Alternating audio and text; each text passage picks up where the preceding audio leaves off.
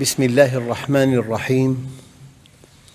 الحمد لله رب العالمين، والصلاة والسلام على سيدنا محمد الصادق الوعد الأمين. أيها الإخوة الكرام، مع اسم جديد من أسماء الله الحسنى، والاسم اليوم المصور. ولم يرد هذا الاسم في القرآن الكريم إلا في آية واحدة، وهي قوله تعالى: هو الله الخالق البارئ المصور، له الأسماء الحسنى. وقد ذكرت لكم أن الذين فسروا أسماء الله الحسنى جرت العادة عندهم أن يفسروا هذه الأسماء الثلاثة معاً: الخالق، البارئ، المصور. أما المصور فمرحلة ثالثة، خلق كل شيء من لا شيء وعلى غير مثال سابق، والذي خلقه على نحو كامل ينتفع به. فالبارئ غير الخالق، خلق الخلق على نحو معين فيه الحكمة البالغة، وفيه التقدير التام، وفيه العلم المطلق. أما المصور، هذا الشيء الذي خلقه على نحو معين أعطاه صورة. للتوضيح، البناء يكون في الأصل على الهيكل إسمنت، بعد الإسمنت يكسى، بعد الكسوة يزين. الطلاءات الخارجية والرخام والبلور هذه صورة. البناء في الأصل إسمنت مسلح، هيكل إسمنتي. لكن الأبنية الحديثة لها صور رائعة جداً. من الآيات الداعمة لهذا المعنى: ولقد خلقناكم ثم صورناكم.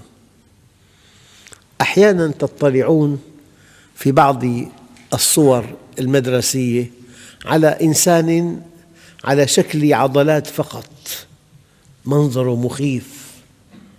لو رأيت وجه إنسان بلا جلد، العضلات مخيفة، يأتي هذا الجلد الأملس المشدود، شيء رائع جداً.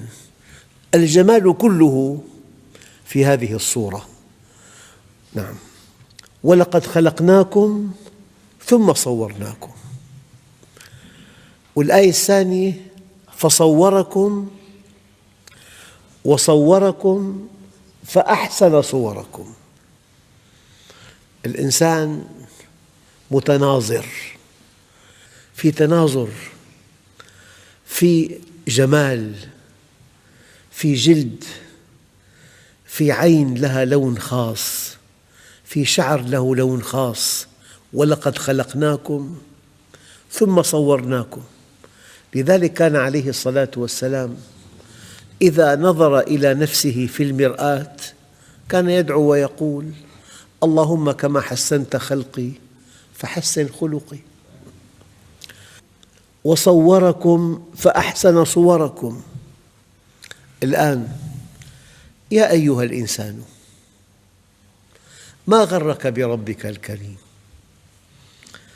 العادة أن الله سبحانه وتعالى يخاطب الإنسان، إما يخاطب عقله أو يخاطب قلبه، لكن هذه الآية الواحدة فيها خطاب للعقل والقلب معاً. يا أيها الإنسان ما غرك بربك الكريم، خطاب للقلب. ما غرك بربك الكريم؟ لم لا تتوب؟ ألم يأن للذين آمنوا أن تخشع قلوبهم لذكر الله؟ إذن يخاطب الله في هذه الآية قلب الإنسان. يا أيها الإنسان ما غرك بربك الكريم. الآن يخاطب عقله: الذي خلقك فسواك فعدلك في أي صورة ما شاء ركبك. يعني لا شك أن بعضكم ممن تقدمت به السن يعلم أو يرى من قبل المركبة التي صنعت 1910، التشغيل من الأمام بعتلة، والإضاءة بفانوس يشعل، والبوق بآلة بدائية على ضغط الهواء، والعجلات ليس فيها هواء، ليس هناك ماصات للصدمة إطلاقاً، والمحرك حركة واحدة. وازن بين مركبة صنعت في عام 1910 ومركبة صنعت في السنة الثامنة بعد 2000. الفرق يكاد لا يصدق. ماذا يعني ذلك؟ أن الإنسان خبرته تتنامى.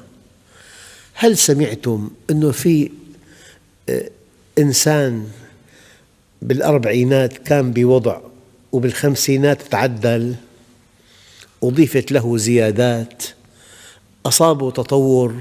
أبداً. ماذا يعني ذلك؟ أن خبرة الله قديمة قدم وجوده، خلقه كامل مرة واحدة. لذلك المصور اشتقاقاً اسم فاعل من صور يصور مصور، والمصدر تصوير، صور يصور تصويراً فهو مصور. معنى صور الشيء لغة جعل له شكلاً خاصاً معروفاً. في معنى آخر صور الشيء قطعه وفصله وميزه عن غيره. هذه روعة في الخلق. يعني نحن نحتال على ذلك، نعطي رقم للقطعة، المركبة لها رقم، الرقم يميزها، أما الله عز وجل يعطيك ملامح خاصة، أنت فرد. أو صور الشيء جعله على شكل متصور. أما الذات الإلهية كل ما خطر ببالك فالله بخلاف ذلك. انظر إلى الجبل فإن استقر مكانه فسوف تراني، فلما تجلى ربه للجبل جعله دكاً وخر موسى صاعقاً. مخلوقات الله عز وجل بإمكانك أن تتصورها. لكن أيها الإخوة، قال العلماء: الله المصور، يعني صور المخلوقات بشتى أنواع الصور، في صور جلية وفي صور خفية، في صورة حسية وفي صورة عقلية. أيها الإخوة، من معاني اسم المصور أن الله يبدع صور المخلوقات ويزينها بحكمته ويعطي كل مخلوق صورته، كل واحد له صورة.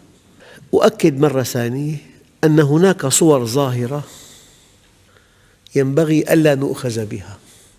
كان عليه الصلاة والسلام كلما رأى شيئاً من الدنيا يقول: اللهم لا عيش إلا عيش الآخرة، الغنى والفقر بعد العرض على الله.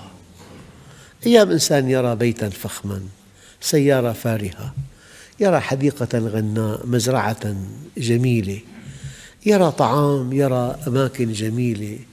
الدنيا ترقص الآن، ترقص، الفتن يقظة، والدنيا حلوة نضرة، لكن سمها في دسمها. سمها في دسمها. نعم. بطولة المؤمن أنه يتعامل مع حقائق الأشياء لا مع صورها. لكن قال بعضهم: ما أجمل الدين والدنيا إذا اجتمعا، ما في مانع. أيها الإخوة، في نقطة دقيقة جدا في هذا اللقاء الطيب، أن الحظوظ، يعني الوسامة حظ، الجمال حظ. أيام إنسان لونه يلفت النظر، أيام طوله يلفت النظر، ولا سيما المرأة. فهذه الحظوظ موزعة في الدنيا توزيع ابتلاء، توزيع امتحان، وسوف توزع في الآخرة توزيع جزاء. لذلك الغنى والفقر بعد العرض على الله، الجمال والقبح بعد العرض على الله، كما قال الله عز وجل: إذا وقعت الواقعة ليس لوقعتها كاذبة خافضة رافعة. والآية الكريمة: انظر كيف فضلنا بعضهم على بعض. واحد بأعلى درجة من الغنى، واحد فقير جدا، واحد صحيح، واحد مريض، واحد قوي، واحد ضعيف، واحد وسيم، واحد دميم، واحد ذكي جدا، واحد محدود. انظر كيف فضلنا بعضهم على بعض. الآن دققوا في القسم الثاني: وللآخرة أكبر درجات وأكبر تفضيلا. درجات الدنيا مؤقتة، بينما درجات الآخرة أبدية. والبطولة من له مقعد صدق عند مليك مقتدر. فمن زحزح عن النار وأدخل الجنة فقد فاز، وما الحياة الدنيا إلا متاع الغرور. أن هذه الدنيا دار ابتلاء وليست دار استواء، ومنزل ترح لا منزل فرح، فمن عرفها لم يفرح لرخاء ولم يحزن لشقاء. قد جعلها الله دار بلوى وجعل الآخرة دار عقبة، فجعل بلاء الدنيا لعطاء الآخرة سببا، وجعل عطاء الآخرة من بلوى الدنيا عوضا، فيأخذ ليعطي ويبتلي ليجزي. فالإنسان الذي أوتي حظاً من الذكاء عالياً له حساب خاص، والذي لم يتح له أن يدرس له حساب خاص، والذي أوتي المال له حساب خاص. فالعبرة لا أن تكون غنياً أو قوياً، العبرة أن تنجح في امتحانك، فإذا نجحت في امتحانك نلت الدرجات العلى. هذا شيء يسع جميع الناس، كل إنسان بحسب ما أقامه الله عز وجل. قد ينجح ويتفوق، وقد يصل إلى أعلى درجات الجنة. الإنسان له ظروف، له إمكانات، له قدرات، له بيئة، عاش بعصر معين، عاش بظروف معينة، في ضغوط معينة، في عقبات، في صوارف. هذا المعنى يؤكده النبي عليه الصلاة والسلام حينما قال: اشتقت لأحبابي. قالوا: أولسنا أحبابك؟ قال: لا، أنتم أصحابي. أحبابي أناس يأتون في آخر الزمان القابض منهم على دينه كالقابض على الجمر، أجره كأجر 70. قالوا: منا أم منهم؟ قال: بل منكم، لأنكم تجدون على الخير معوانا ولا يجدون. فلذلك الحظوظ التي وزعت في الدنيا توزيع ابتلاء سوف توزع في الآخرة توزيع جزاء. لكن أحياناً يتساءل الإنسان عن سباق أحمق بين الناس، أحمق يسعى جهده لجمع أكبر ثروة مالية، ويضحي بدينه ومبادئه وقيمه، ويكذب ويبتز أموال الناس، ثم يموت. يسعى إلى أن يكون في أعلى درجات الانغماس في الملذات، وبعد أن يصل إلى هذا الهدف يأتيه ملك الموت. فيما رواه النبي عليه الصلاة والسلام في صحيح البخاري أن الله خلق آدم على صورته. كيف؟ الله عز وجل صور آدم، أعطاه صورة وجعل له سمعاً، والله سميع، وجعل له بصراً، والله بصير، وجعل له علماً، والله عليم، وحكمة وخلافة وملكاً. أيها الإخوة، هذه الصفات يصح إطلاقها في حق الذات الإلهية، ويصح إطلاقها في حق الإنسان. ما في إنسان عالم والله عز وجل عليم، ما في إنسان سميع والله سميع، لكن كل ما خطر في بالك فالله بخلاف ذلك. ليس كمثله شيء، واحد أحد فرد صمد، لم يلد ولم يولد ولم يكن له كفواً أحد. بعض كبار العلماء يقول: ما من شيئين إلا بينهما قدر مشترك وقدر غير مشترك، ما من شيئين إلا وبينهما قدر مشترك وقدر غير مشترك، فمن نفى القدر المشترك فقد عطل أسماء الله وصفاته، ومن نفى القدر الفارق فقد مثل. يعني الله عز وجل حينما وصف ذاته العلية ببعض الصفات، الله عز وجل وصف نفسه بأنه سميع.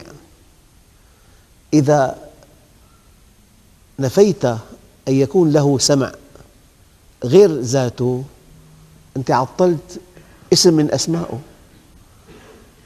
وإذا شبهت سمعه كسمع الإنسان مثلته.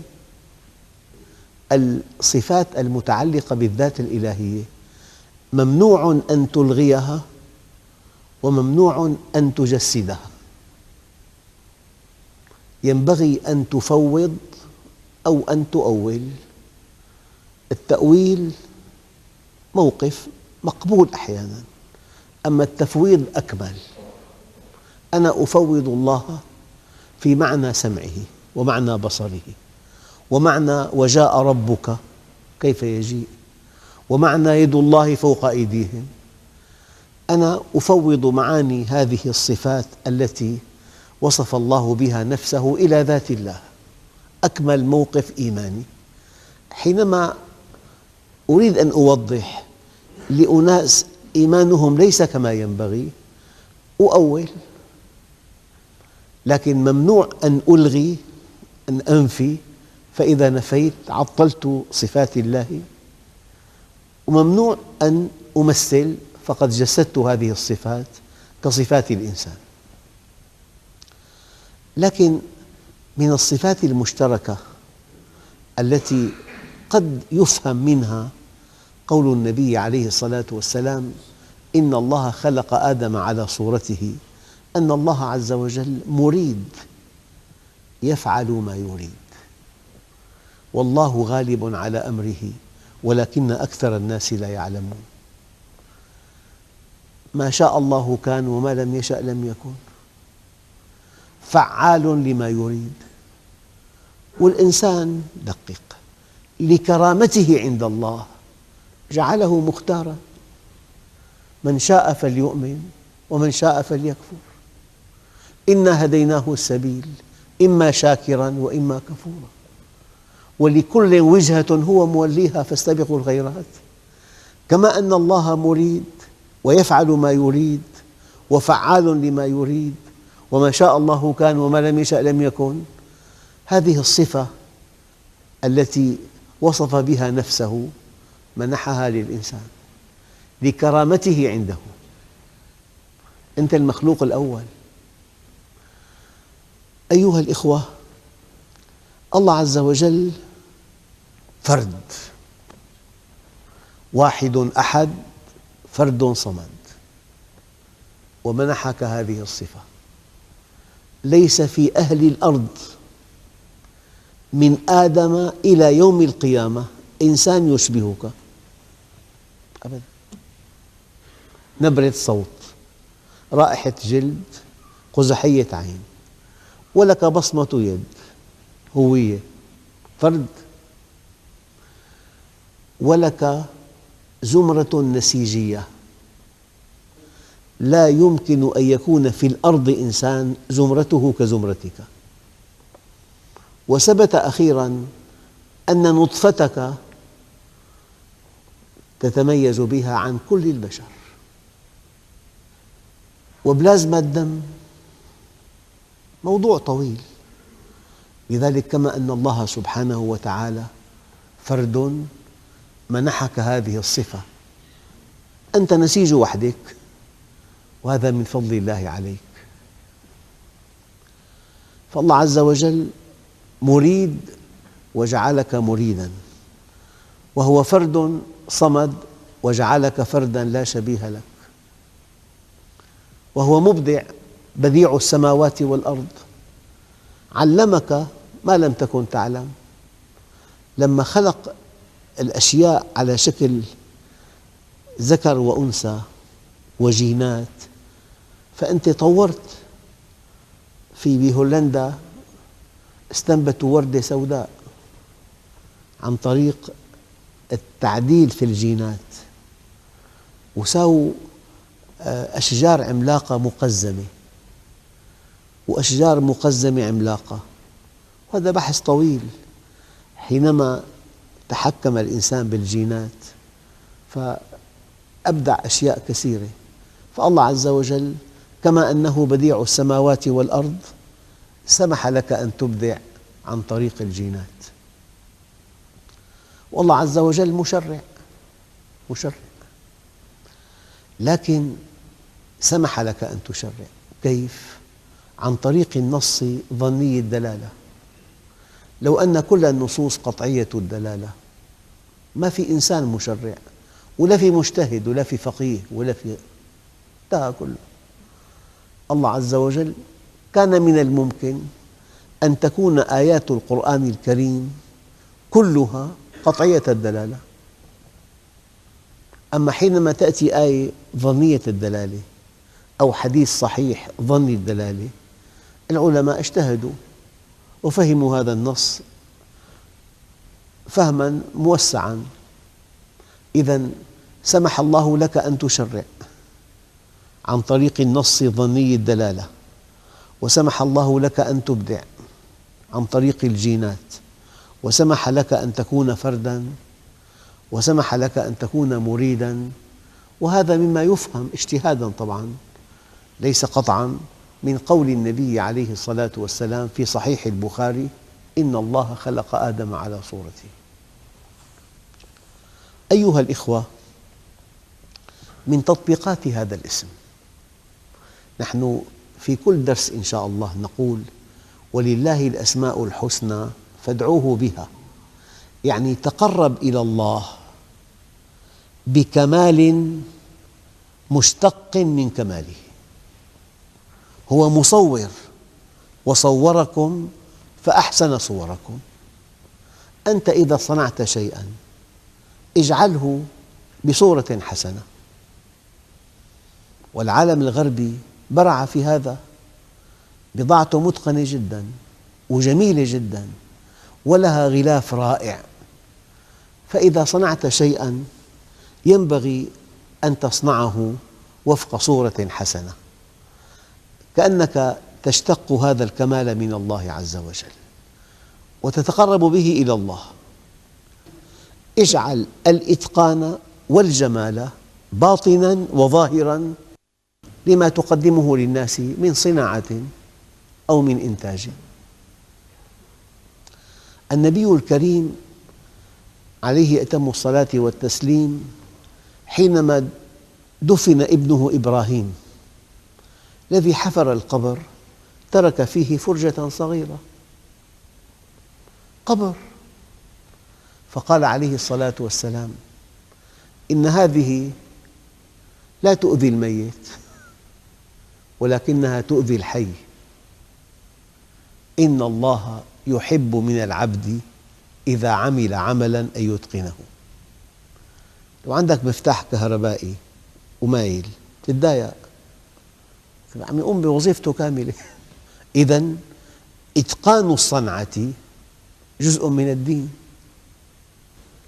والنبي عليه الصلاة والسلام قال لأصحابه مرة: إنكم قادمون على إخوانكم، أحسنوا لباسكم وأصلحوا رحالكم حتى تكونوا كأنكم شامة في الناس. يعني مطلوب بحسب هذا الاسم.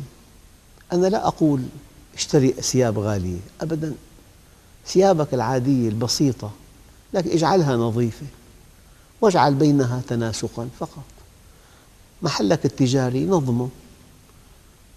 أنت مسلم، يجب أن تكون في أعلى درجة من الأناقة والشكل الحسن. لذلك الصورة الحسنة في العناية بالجسم وباللباس وبالبيت وبمكان العمل وبالمركبة، هي من لوازم المؤمن. مرة ثانية، ينبغي أن نتقرب إلى الله بكمال مشتق من كماله. وصوركم فأحسن صوركم، صنع الله الذي أتقن كل شيء. والحقيقة أن الجمال حاجة أساسية بالإنسان. الإنسان يرتاح لبيت نظيف وألوانه متناسقة. أنا لا أقول أبداً أن تكون غنياً أبداً، لكن يرتاح الإنسان لبيت ما في حاجات غير مستعملة. تلاقي أحياناً 100 حاجة بالبيت لا تستعمل، بس عبء، منظر عبء. فكلما جعلت البيت بسيطاً وأنيقاً ونظيفاً ارتاحت نفسك في البيت وشدك إليه. العناية بالبيت تجذب الابن إلى البيت.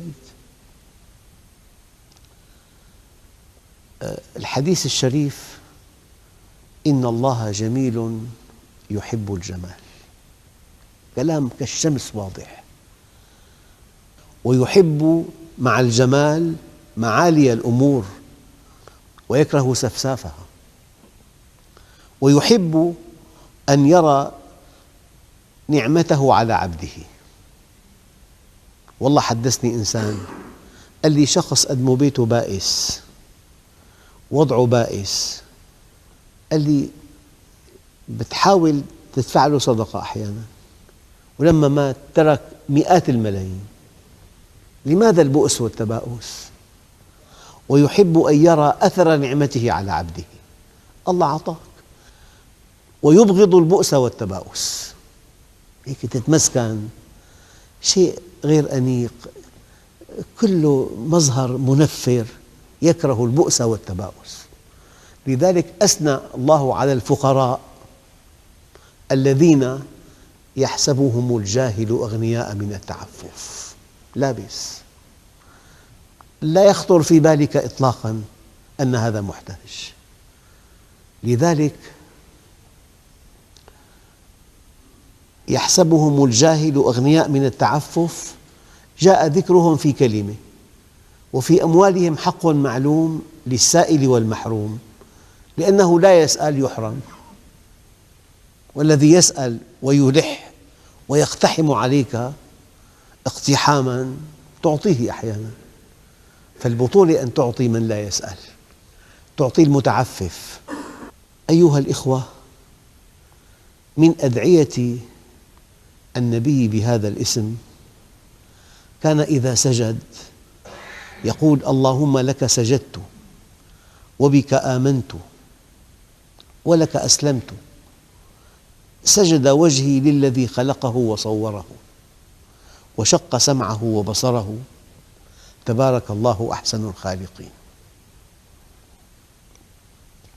وفي دعاء آخر: اللهم أنت ربي وأنا عبدك، ظلمت نفسي واعترفت بذنبي فاغفر لي ذنوبي جميعاً، إنه لا يغفر الذنوب إلا أنت، واهدني لأحسن الأخلاق لا يهدي لأحسنها إلا أنت، واصرف عني سيئها لا يصرف عني سيئها إلا أنت، والحمد لله رب العالمين.